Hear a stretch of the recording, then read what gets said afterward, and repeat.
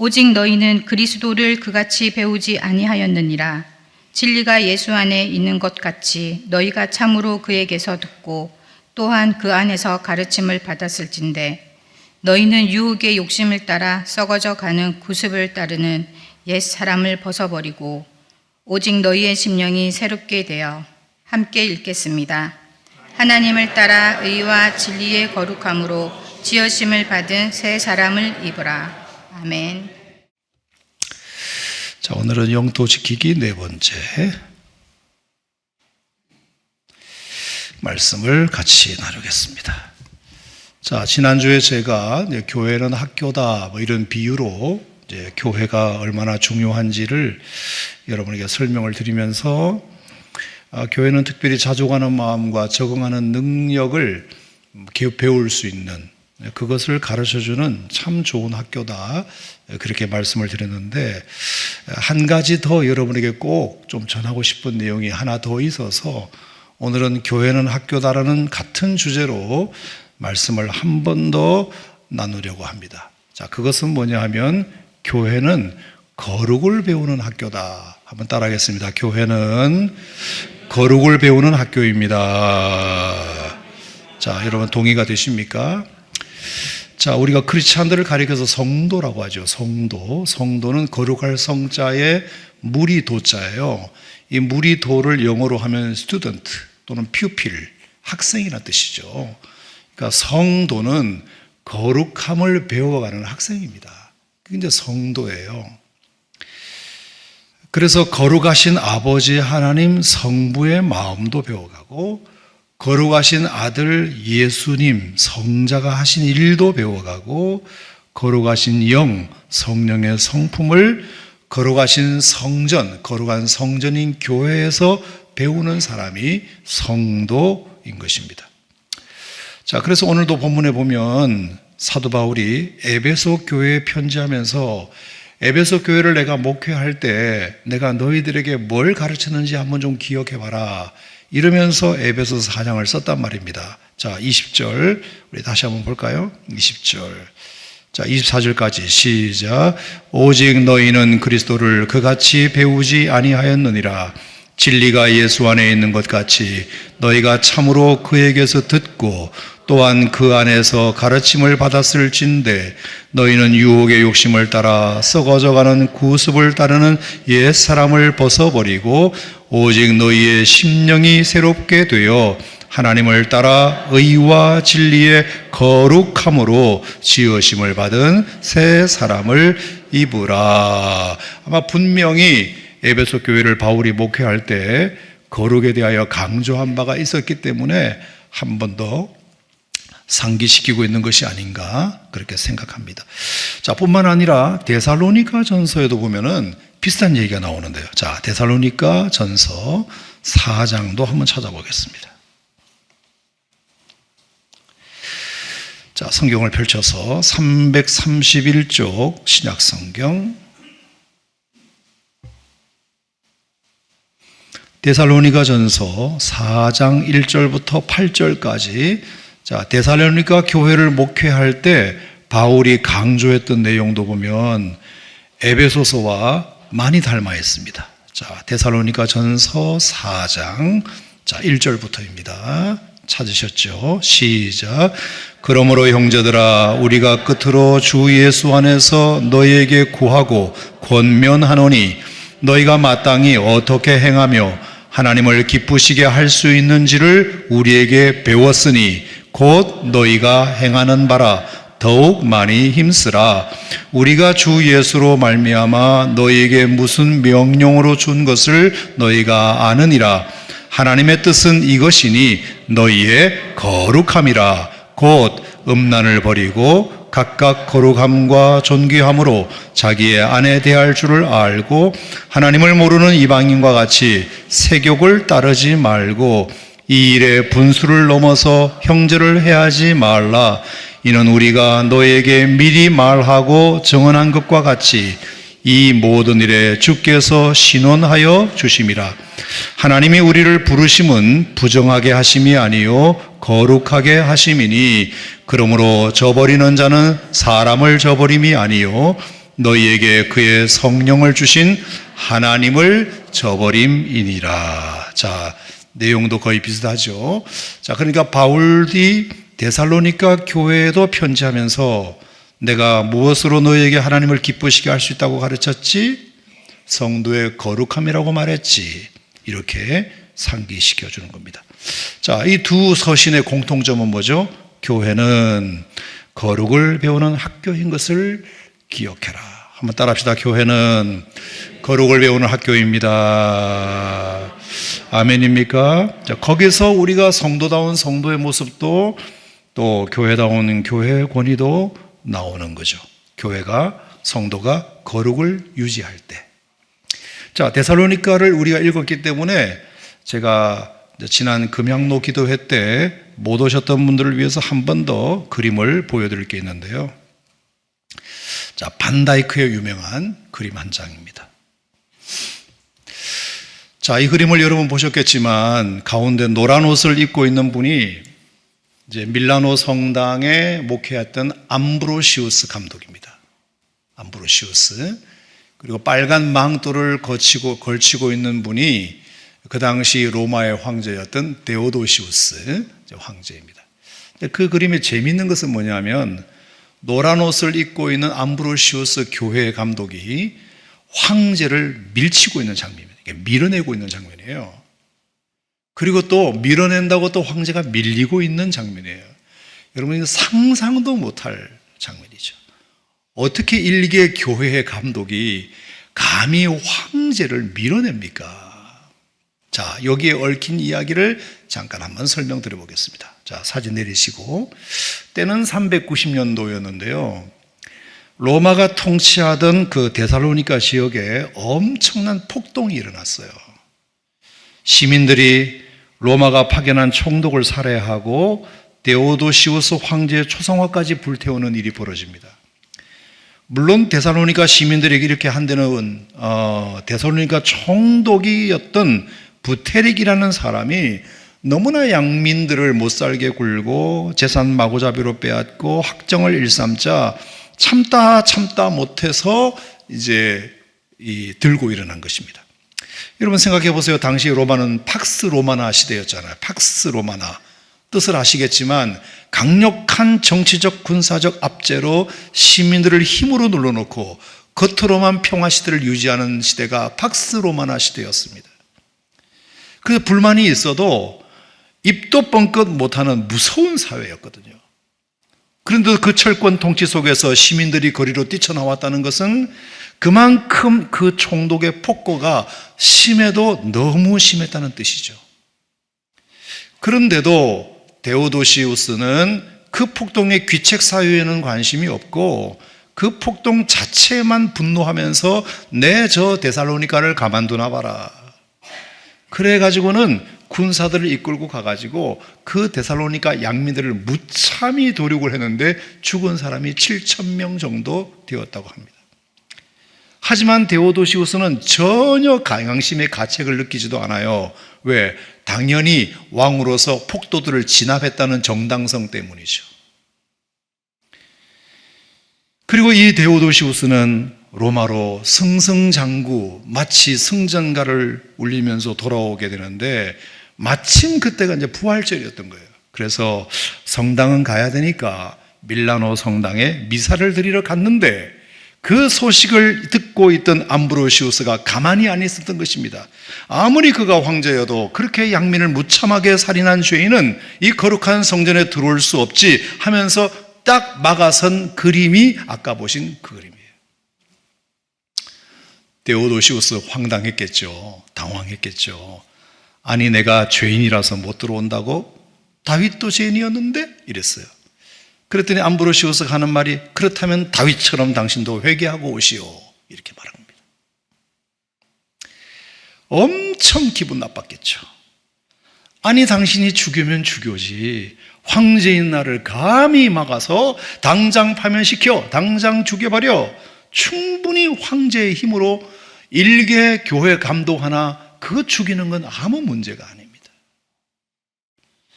놀랍게도 데오도시우스는 그 말에 조용히 물러났고요. 뿐만 아니라 그때부터 데오도시우스는 머리를 깎고 베옷을 입고 무려 8개월 동안 근신하게 됩니다. 근신. 그리고 8개월 뒤에나 되어서 성탄절 미사에 참여하자 암브로시우스가 그때는 받아줬대요. 그래서 그 데오도시우스는 그 암브로시우스가 받아주는 그게 너무 고마웠대요. 너무. 자기를 받아준 것도 고맙지만 자신의 죄를 씻을 기회를 준 그 감독이 그렇게 고마웠대요. 당신이 그렇게 말 안 했으면 내 죄를 씻을 기회가 없었을 텐데 누가 황제한테 이런 말을 해주냐. 참 고맙다. 사람이 됐죠, 데오도시우스가. 원래 이 데오도시우스가 원래 기본 신앙이 있던 사람인데, 원래 데오도시우스, 데오스라는 말이 하나님이라는 뜻이고 도시우스 하면 주신 자, 데오스, 도시우스, 하나님이 주신 자 이런 뜻이거든요. 그러니까 그 아버지가 이 아들을 낳을 때 하나님이 이 아들 주셨네 그래가지고 데오도시우스라고 이름을 지었어요. 그러니까 원래 기본적으로 신앙은 있는 사람이에요. 하지만 기본 신앙이 있다고 해서 자기가 그래도 황제인데, 아니 일개 교회 감독이 내가 저 폭도들을 진압하고 온 것뿐인데 그 살인자는 교회에 못 들어온다고 하니까 얼마나 화가 나고 그랬겠습니까만 자존심 꺾고 알았다고 8개월 동안이나 근신하고 왔다지 않습니까? 교회는 거룩을 배우고 거룩을 훈련하는 곳이라는 생각을 8개월 전에는 못했었는데 암브로시우스가 그것을 가르쳐줬다고 생각한 것입니다. 여러분, 이 가르침과 배움이 너무 귀감이 되죠. 그래서 이 데오도시우스는 그 은혜를 잊지 못하고 몇 가지 자신의 정책을 바꾸는 것이 있는데, 첫 번째 하나가 자살 집행 유예 정책이라 그래가지고, 옛날에는 그 전까지는 사형 언도를 하면 다음날 바로 집행을 했대요. 바로 다음날 사람을 이제 처형을 했답니다. 그러다 보니까 나중에 사람이 죽고 나서 사람들이 그 사람이 꼭 죽일 정도의 죄는 아니었다는 것이 증거가 나오더라도 이미 사람이 죽어버렸으니까 억울한 죽음이 많이 생겼나 봐요. 그래서 그건 안 되겠다 해가지고 이 데오도시우스가 은혜를 받고 사형 언도를 하고 사형 집행 사이를 한 달을 띄어요. 그러니까 유예 기간을 줘요. 그래서 그 한 달 동안 변호인들이 충분히 변호해서 이 사람을 죽일 만큼의 죄인이 아니라는 것이 드러나면 사람을 살릴 수도 있는 거니까. 획기적인 정책이죠. 그것만 해도 획기적인 정책이죠. 두 번째는 392년에 아시다시피 이런 기독교라면 우리나라 전체가 믿었으면 좋겠다 이래가지고 기독교를 국교로 확정하는 그런 일이 있었고요. 395년에는 1월 17일 날 이제 안타깝게도 이 암브로시우스가 지병을 얻어가지고 이걸 고치지 못해서 임종을 앞두게 되는데, 암브로시우스에게 간곡히 부탁합니다. 암브로시우스에게 장례를 치르게 할 뿐만 아니라 나는 꼭 암브로시우스 감독의 품에 안겨서 죽고 싶다. 나를 꼭 당신 품에 안아서 나를 운명하게 해달라. 그래서 그렇게 운명하게 되었다고 합니다. 사랑하는 성도 여러분, 그 대제국의 로마의 황제가 이렇게 해서라도 거룩이라는 것을 배웠다면 우리는 말할 것도 없겠죠. 여러분, 여러분의 마음속에도 이런 마음이 있었으면 좋겠어요. 교회가 나에게 거룩을 가르쳐 주니까 참 고맙다. 아멘. 자, 이런 걸 보면은 다음 제가 할 얘기는 완전 반대되는 얘기인데요. 참 부끄러운 얘기를 제가 지금부터 해보겠습니다. 자, 바로 사사시대 이야기인데, 자, 사사기 16장 한번 찾아보겠습니다. 사사기 16장을 한번 찾아보도록 하겠습니다.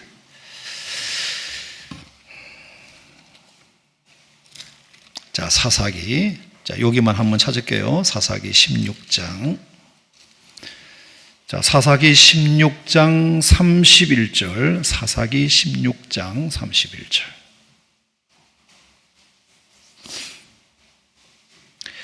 자, 31절 가장 마지막 문장만 보겠습니다. 삼손이 이스라엘의 사사로 20년 동안 지냈더라. 이렇게 되어 있습니다. 자, 삼손이라는 사사가 20년간 이스라엘을 다스렸더라. 그 얘기인데, 자, 삼손은 여러분이 잘 아시죠? 헤라클레스처럼 정말로 힘이 얼마나 장사인지 천하장사였어요. 그래서 사자를 염소 새끼처럼 찢어 죽이고 들려오 300마리를 붙잡아 꼬리와 꼬리를 묶어버리기도 하고 성의 기둥을 밀어 넘어뜨려서 성 전체를 무너뜨리기도 할 만큼 천하장사였습니다. 자, 그 힘센 장사가 20년 동안이나 이스라엘을 다스렸단 말입니다. 그러면 그 나라가 안전했겠죠. 그 힘센 장사가 어쨌든 대빵이었기 때문에. 자, 그건 그렇다 치고 문제는 그 속으로 한번 들어가 봅시다. 나라는 그렇게 힘센 장사가 다스렸으니까 그렇다고 정치적인 평화가 이루어졌다고 치고 그 백성들의 삶은 어땠는지를 한번 들여다보면 완전 엉망이었어요. 자, 17장 6절 보겠습니다. 17장 6절. 자, 17장 6절 시작. 그때에는 이스라엘에 왕이 없었으므로 사람마다 자기 소견에 옳은 대로 행하였더라. 자, 여기 왕이 없었다는 말은 정치적인 왕이 없었다는 말도 되겠지만 그들이 기본적으로 하나님을 믿는 신앙이 있었음에도 불구하고 하나님을 자신의 마음속에 왕으로 모시지 못했으므로 하나님을 자기들의 주권자로 인정하지 않았으므로 그 결과 자기 소견대로, 자기 하고 싶은 대로, 자기 마음 가는 대로 행하는 것이 그 삼손이 다스리던 그 정치적 평화 속에 숨겨져 있는 내면의 어두움이었다. 자기 마음대로 사는 백성들을 시대였다. 자, 그래서 완전히 거룩을 잃어버리고 살았던 그 시대의 이야기를 이제 하나만 제가 해보겠습니다. 사사기 17장, 18장에 있는 스토리인데요. 자, 에브라임 산지에 미가라는 사람이 살고 있었어요. 누구라고요? 미가. 자, 이 미가라는 사람의 집에 어느 날 어머니가 자기 집안에 깊숙이, 장농 깊숙이 은 1,100개를 보관하고 있었는데 갑자기 그 아끼던 보물을 잃어버리게 됩니다. 순식간에 도둑맞게 돼요. 은 1,100개. 그래서 이 어머니가 너무 분노하면서 내뱉은 말이 뭐냐면 이놈 잡히기만 해봐라. 내가 평생 저주를 퍼부을 것이다. 그래서 아주 막말을 해버렸어요. 얼마나 성질나면 그랬겠습니까? 그랬는데 나중에 범인을 잡고 보니 누구다? 자기 아들인 거예요. 자기 아들놈이 엄마 걸 훔쳐간 겁니다. 그러면 이 엄마는 자기가 이미 내뱉은 말이 있으니까 저주는 아니더라도 그 아들을 불러다가 따끔하게 혼은 냈어야 되잖아요. 이놈아! 어떻게 엄마 걸 훔칠 생각을 했냐? 근데 그 말은 안 하고요. 그 엄마는 자기 자식이 그랬다는 것을 알고 단번에 말을 바꾸어 네가 복을 받기를 원하노라 이렇게 말했어요. 자, 17장 2절에 그대로 나와요. 복을 받기를 원하노라. 그러니까 어떤 도둑놈이 가져간 것이 아니라 자기 아들이 훔쳤다는 사실을 알고는 혹시라도 이 아들이 내가 한 내뱉은 말 때문에 평생 저주를 받을까봐 말을 금방 바꾸어서 복을 받기를 원하노라 한 말도 이게 약한 것 같아서 마음이 안 놓여가지고 그 아들을 위해서 은 몇 개를 녹여가지고 신상을 만들어서 우상단지를 집에다가 하나 둡니다. 우상단지를. 근데 이 우상단지를 만들고 보니까 이 우상단지 앞에서 제사를 지낼 또 제사장이 필요하네?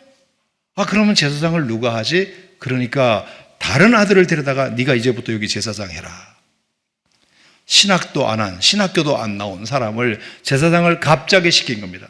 자, 예를 들어서 큰아들이 훔친 아들이라고 쳐요. 그러면 둘째를 불러다가 너 형을 위해서 이 우상단지 앞에다가 이제 맨날 예배드리고 제사 지내는 일을 네가 좀 했으면 좋겠다. 이렇게 해버린 겁니다. 자, 그렇게 해보니까 막상 놓고 보니 마음에 안 들죠. 그래서 어떡하지 고민을 하다가 마침 레위인 한 사람, 홈레스 제사장인데 집이 없이 떠돌아다니는 레위인 한 사람을 어떻게 알게 돼가지고는 묻지도 않고 따지지도 않고 자기 집 제사장으로 고용을 해버립니다. 아이고 잘 됐습니다. 우리 집에 우상단지가 하나 있는데 제사를 지내줄 제사장이 없는데 당신이 혹시 우리 집에 들어와서 우리 집에 개인 제사장이 될 수 있겠냐. 그러니까 사역지가 없어서 떠돌아다니는 이 제사장 입장에서는 잘 됐다. 그래가지고 그 집으로 들어오게 됩니다. 그러다 보니 월급도 그 집에서 받고 밥도 그 집에서 얻어먹고 잠자리도 그 종에서 제공받으니까 당연히 주인이 시키는 대로 할 수밖에 없고 주인이 원하는 대로 맞춰줄 수밖에 없는 제사장이 되는 거죠. 심지어 성경에 보면 그 제사장이 자기 집 아들 미가의 아들처럼 굴었다 이렇게 표현했을 정도였어요. 그러니까 제사장은 당연히 그 아들 미가의 비율을 맞추면서 옳고 그름은 아예 입 밖에도 내지 못하는 상황이 된 것입니다. 자, 그러던 어느 날 5명의 손님이 그 집에 찾아옵니다. 자, 이 5명의 손님은 누구냐? 단 지파의 대표로서 요수아가 살라고 정해준 땅이 원래 있는데 그 단 지파에게 있는데 블레셋 족속들의 위협을 핑계대면서 도저히 이 땅에서는 못 살겠다고 다른 땅 알아보려고 길 떠난 사람들이었어요. 자, 그러면 생각이 제대로 박힌 제사장이라면 혼꾸녕을 내서 돌려보냈어야 되잖아요. 어디 하나님이 정해주신 사명지를 버리고 다른 땅을 구하러 다닐 수 있냐, 이렇게 혼을 내서 돌려보냈어야 되는데 이 제사장은 미가 눈치를 보면서 어떻게 할까요? 뭐라고 말해줄까요? 그러니까 뭘 어떻게 말해줘? 그냥 축복해줘. 힘들대잖아. 좀 편한 데서 살고 싶대잖아. 그냥 좋은 게 좋은 거니까 축복해서 돌려보내. 하나님의 뜻이 뭐가 중요해? 그래서 이 사설 제사장이 5명 땅 보러 가는 이들을 마음껏 축복해 주면서 하나님이 당신들의 길을 형통하게 해주시기를 원한다. 이렇게 축복을 해주니까 찜찜한 이 5명의 사람들이 목회자의 축복을 받으니까 딱 마음이 놓여가지고 기분이 너무 좋아져서 용기 있게 북쪽에 있는 어느 땅을 바라보겠는데 그게 라이스 땅이었어요. 가보니까 얼마나 그 땅이 좋은지 여기가 바로 하나님이 정해놓으신 땅이다 이래가지고 얼른 돌아와서 600명 군사를 다시 데리고 이제 그 땅을 치러 올라가게 된 것입니다. 자, 지도를 한번 보여드릴게요. 지도. 자, 원래 밑에 있는 동그라미가 여기가 단 지파 원래 분배받은 땅이에요. 근데 그 밑에가 블레셋이 있죠. 그러니까 블레셋이 가까이 있으니까 자꾸 이제 괴롭히니까 너무 살기 힘들다. 우리 좀 다른 땅 알아보자 하고 올라가서 발견한 땅이 저 위에 있는 갈릴리 호수 왼쪽 위에 있는 라이스라는 땅이었던 것입니다. 세상에 가보니까 얼마나 그 땅이 좋은지 제가 여러분에게 소개해 드리겠습니다. 자, 18장 7절 보겠습니다. 18장 7절.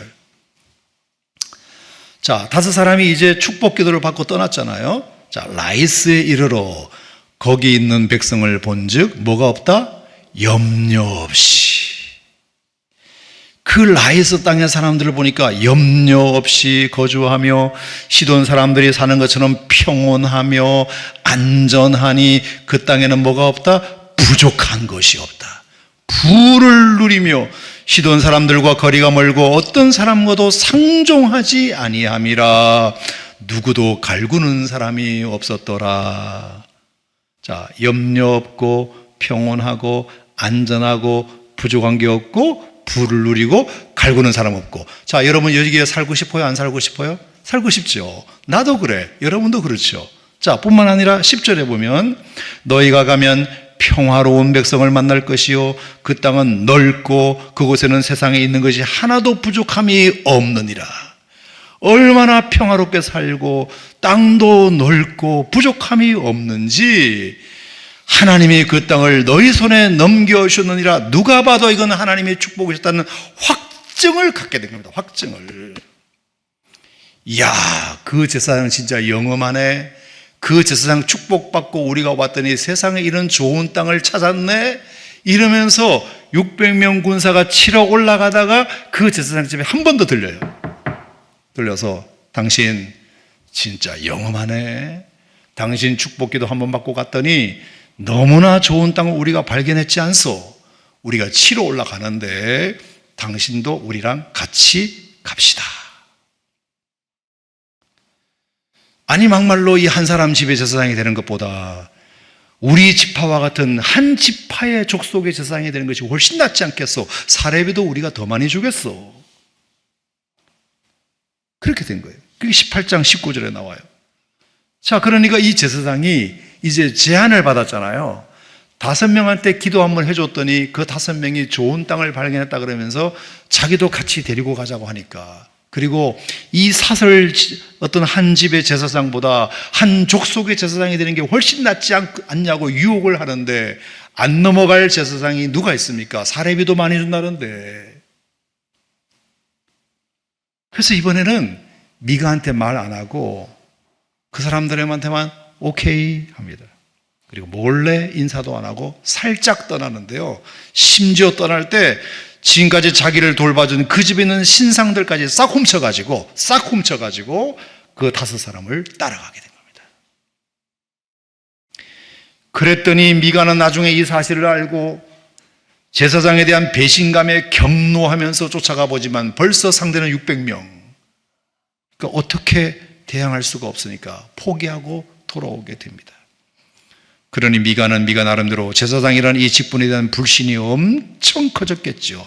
이야, 제사장도 돈 앞에서는 사명이고 뭐고 다 팽개쳐 버리는구나.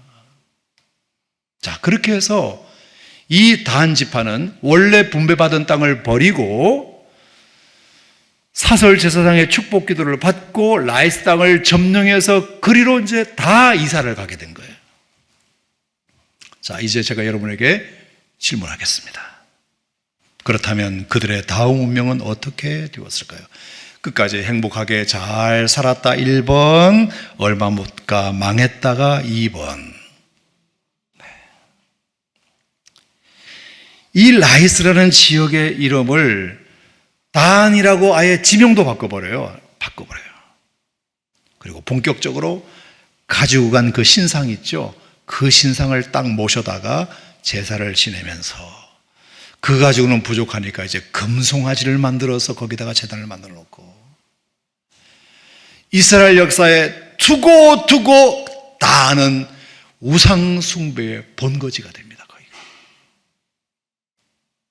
하나님이 진노하셨죠. 그래서 나중에 북왕국과 남왕국이 나눠져서 북왕국 이스라엘이 그 단지파의 우상 숭배로 말미암아 210년도 안 되어서 아수르에게 나라가 멸망당했을 뿐만 아니라 나중에 영원히 그 단지파는 이스라엘 족보에서도 빠지고, 심지어 요한계시록 7장에 보면 14만 4천 명 구원받은 지파 이름이 나올 때 단지파 이름만 쏙 빠졌다는 겁니다. 자, 역사의 무대에서 단지파 이름은 영원히 사라졌다. 여러분, 참고로 단지파가 원래 있었던 그 땅은요, 욥바거든요. 욥바. 여러분, 그 욥바가 지금의 텔아비브예요. 이스라엘의 수도가 되었어요. 그들이 버리고 간 그 땅은 이스라엘의 수도가 되었습니다. 가장 발전한 도시가 되었어요. 그리고 그들이 좋아 보였던 그 땅은 지금 제가 성지순례도 가봤지만 그냥 아무것도 없어요. 아무것도 없어요.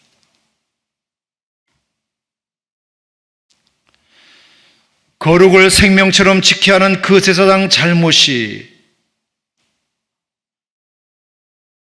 그 제사장이 거룩하지 못하니 그 5명 지파 대표한테도 어디 감히 하나님 신 땅 버리고 가느냐고 혼도 못 내고, 자기를 고용해 준 그 미가의 집도 배신하고, 그렇게 따라간 단지파 족속까지 우상 숭배를 허용함으로 말미암아 지파 전체를 망가뜨리는 결과를 초래했다면, 여러분, 우리가 지켜야 할 거룩을 지키지 못한 결과가 얼마나 비참한지를 증명해 주고 있는 것입니다. 여러분, 제가 더 충격적인 얘기를 하나 더 하죠. 자, 18장 30절을 보겠습니다. 자, 그 부끄러운 이름의 제사장 이름이 거기 등장합니다. 자, 성경은 그 이름을 이렇게 소개하고 있습니다. 자, 18장 30절에 보면 단 자손이 자기들을 위하여 새긴 신상을 세웠고 모세의 손자요 게르솜의 아들인 요나단과 그의 자손은 단 지파의 제사장이 되었다. 자, 여기 요나단이라는 이름이 나와요. 이 요나단이 그 거룩하지 못한 아주 돈독이 오른, 그리고 사설 제사장으로서 함부로 뭘 제대로 말을 못하고 옳은 것을 가르치지 못한 그 제사장의 이름이 요나단인데, 이 요나단이 모세의 증손자였다는 겁니다. 모세의 증손자. 그럼 모세가 누구예요? 모세는 오세오경의 저자이며 이스라엘 백성들을 430년간 애굽의 압제에서 건져낸 위대한 지도자이잖아요. 그 위대한 지도자가 증조 할아버지였는데 두 대를 넘어서 증손자 때에 오니까 이 요나단이라는 제사장은 생명처럼 평생을 지켰던 그 모세의 거룩은 하나도 담지 않고 아주 세속화된 제사장으로 자기도 망하고 남도 망하게 하는 이런 불행한 결과를 가져오게 된 거죠. 모세가 죽을 때까지 지켰던 그 거룩을 이 증손자 요나단은 쓰레기처럼 버려버렸어요. 그 거룩 따위가 뭐가 중요해? 돈이 최고지. 경건하게 하나님 뜻대로 사는 게 뭐가 중요해? 세상적으로 잘 되는 것이 중요하지. 이런 아주 세속적인 이 생각을 가진 제사장 한 사람으로 말미암아 자기도 망하고 공동체도 망하게 하는 이런 일이 일어나게 됐습니다. 자, 여러분, 제가 오늘 두 가지 얘기를 여러분에게 드렸는데 데오도시우스 이야기와 그리고 요나단이라는 제사장 이야기를 여러분에게 드렸어요. 교훈이 뭘까요? 거룩은 신앙인으로서도 나도 지키고 남도 지키는 가장 확실한 울타리다. 거룩은, 따라합시다. 거룩은 나도 지키고 남도 지키는 확실한 울타리다. 아멘. 오늘도 우리의 거룩을 무너뜨리는 환경은 얼마나 많은지 몰라요. 여러분, 눈만 잘못 뜨면 우리의 눈을 현혹하는, 우리의 거룩을 한 방에 무너뜨리는 일이 너무 많은 세상 속에 우리가 살고 있잖아요. 이런 시대에 우리가 살고 있는데 교회에서조차 거룩을 배우지 못하면 우리 어디 가서 이런 것을 배웁니까? 교회에서조차 이런 것을 훈련하지 못하면, 교회의 가르침조차 쓰레기로 버려버리면 여러분의 신앙을 어떻게 지켜갈 수 있겠습니까? 저는 그래서 여러분들에게 두 가지 꼭 권면을 드리고 말씀을 마치겠는데, 첫 번째는 제가 사진 한 장을 보여드리고 제가 얘기를 좀 해보겠습니다.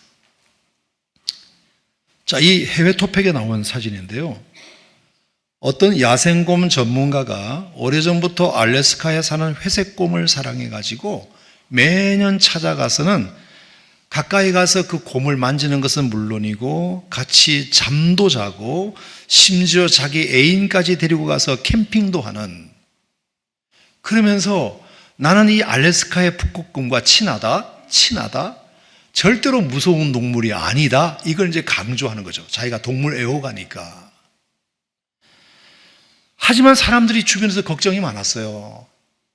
아, 조심해라. 언제 그놈이 돌변할지 모른다. 그 북극곰은 야생곰이야. 그랬더니 이 사람은 괜찮아. 내가 12년 동안이나 다녔어. 아무 문제가 없었다고. 나도 이 곰을 잘 알고 곰도 나를 너무 잘 알아. 괜찮아 이랬어요.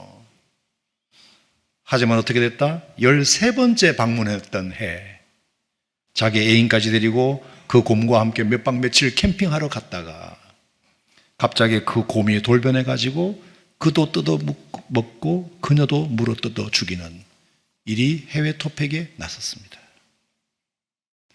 교훈은 뭐죠? 야생동물은 절대로 교화될 수 없다.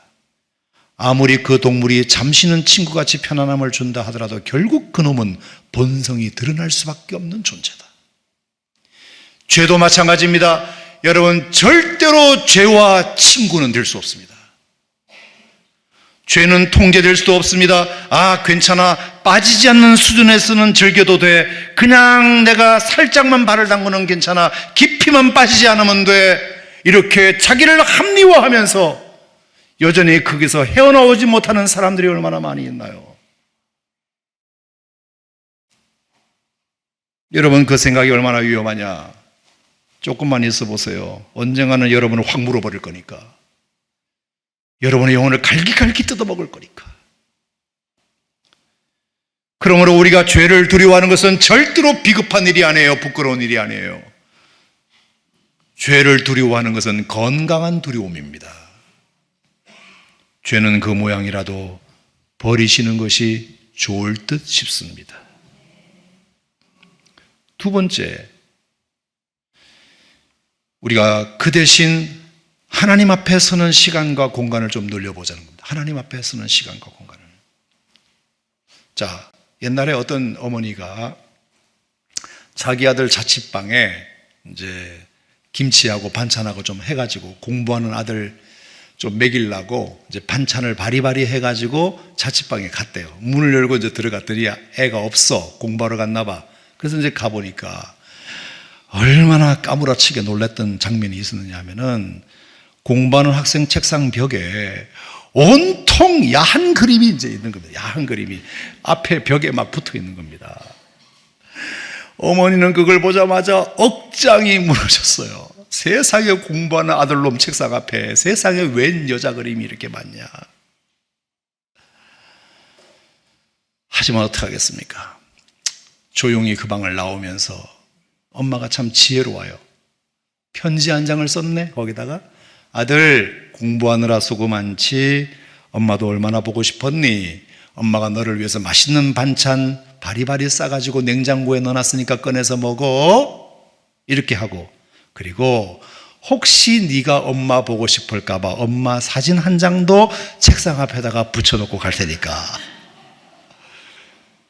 그러니까 엄마 보고 싶을 때마다 사진 보고 외로움을 달래. 알았지? 그랬어요. 그리고 한 달 뒤쯤에 그 아들의 자취방을 다시 가봤대요. 가보니까 야한 사진 하나도 없고 어머니 사진만 딱 붙어 있더래. 너무 기분이 좋아가지고 밥을 지어놓고 반찬 맛있게 해서 이제 아들 오기를 기다렸다가 밥 맛있게 먹고 밥상을 이제 숟가락을 놓을 정쯤에 물어봤어요. 아들, 물어볼 게 있는데 혹시 한 달 전에 그 사진들 다 어디로 치웠니? 그랬더니 엄마 아시면서 엄마 사진을 거기 붙여놓으니 도저히 다른 사진들은 함께 붙여놓을 수가 없었어요. 죄송해요, 엄마.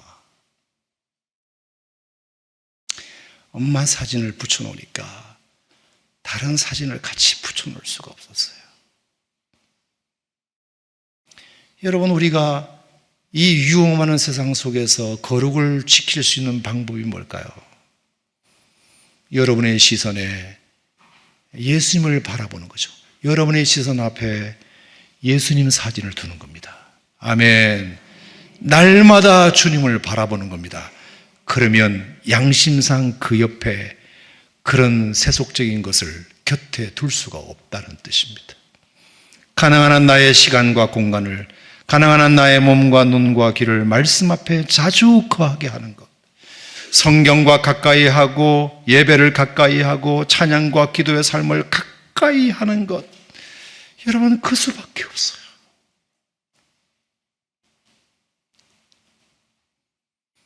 그렇게 자주 하나님을 마주하는 시간과 공간을 늘려가면 늘려갈수록 그에 어울리지 않는 일은 자연스럽게 줄여지고 끊어질 줄로 믿습니다.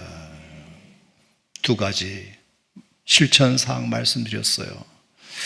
죄는 절대로 관리되지 않는다. 통제되지 않는다. 처음에는 괜찮은 것 같아도 언젠가는 여러분들을 문다. 확 물어버린다. 그럼 그때는 늦다. 그러니까 죄는 그 모양이라도 버리는 것이 좋겠다 생각이 들고, 대신 여러분의 시선에 늘 하나님을 가까이 두고 성경을 가까이 두고 여러분의 시간과 공간, 여러분의 몸두는 장소를, 여러분의 공간 씀씀이를, 여러분의 시간 씀씀이를 어쨌든 간에 하나님과 관련된 일을 늘려갈 때 하나님께서 여러분들을 더 경건케 하시고 거룩하게 하시고 그것을 경건을 연습하게 하셔서 여러분들이 그런 쪽으로 자꾸 끊어내는 그런 훈련들이 되어져 가리라 생각합니다. 사랑하는 성도 여러분, 지금 우리가 살고 있는 세상은 정말 눈을 살짝만 돌려도 별의별 것이 다 우리를 유혹하는 세상 속에 살고 있습니다. 정말로 눈 감으면 코 베어가는 세상 속에 살고 있어요. 믿음을 지킨다는 것이 보통 어려운 것이 아닙니다. 그래서 신앙은 여역수행주하여 부진즉퇴라는 말이 있어요. 신앙은 여역수행주, 물을 거슬러 배를 가게 하는 것 같아서 부진, 나아가지 않으면 즉퇴, 물러나는 것이다. 여러분, 신앙생활은 노를 저어서 하루에서 상류로 올라가는 것 같아요. 그래서 피곤하다고 노를 놔버리잖아. 그럼 배가 그대로 있는 것이 아니라 뒤로 내려가요. 세상의 물줄기는 상류에서 하류로 가는 거예요. 그래서 노를 놔도 가만히 있어도 저절로 가게 돼 있어요. 세상으로 내 마음을 흐르게 하는 것은 노력하지 않아도 됩니다. 하지만 거룩을 유지하려면 노력해야 합니다. 노를 저어야 합니다. 계속 저어야지. 노를 놔버리면 그 자리에 있는 것 같지만 부진, 나아가지 않으면 즉퇴, 물러나는 것입니다. 그래서 경건의 연습을 끝까지 우리도 해야 된다. 끊임없이 중단 없이. 그럼 하나님께서 여러분들을 울타리를 쳐주셔서 보호해 주실 줄 믿습니다. 기도하겠습니다. 하나님 아버지 감사드립니다.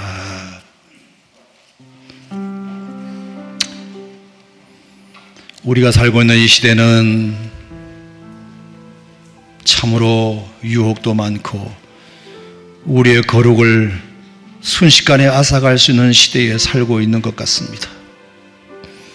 우리가 한 번만 눈을 잘못 돌려도 우리를 넘어뜨리고 우리를 망가뜨리는 요소들이 얼마나 주변에 많은지 모릅니다. 신앙은 여역수행주하여 부진즉퇴니라. 신앙은 물을 거슬러 배를 가게 하는 것 같아서 부진, 나아가지 않으면 즉퇴, 곧 물러나는 것이다. 끊임없이 노를 저어야 한다. 세상을 향하여 흘러내려가는 것은 가만히 있어도 흐르지만 주님 앞에 가까이 가는 것은 끊임없이 노를 저어야 한다.